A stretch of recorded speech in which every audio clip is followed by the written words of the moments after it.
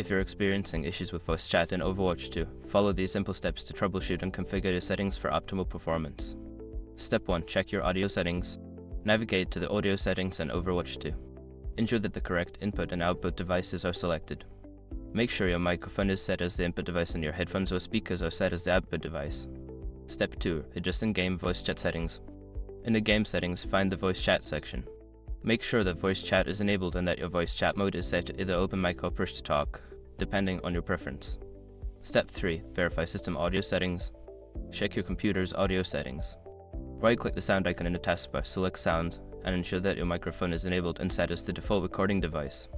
Also, check the playback devices to confirm your output is set correctly. Step 4. Update audio drivers. Ensure that your audio drivers are up to date. Go to the device manager on your computer, find your audio devices, and check for updates. Updating drivers can resolve many audio-related issues. Step 5. Restart the game and system.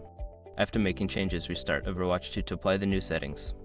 If the issue persists, consider restarting your computer to ensure all changes take effect and to refresh the system.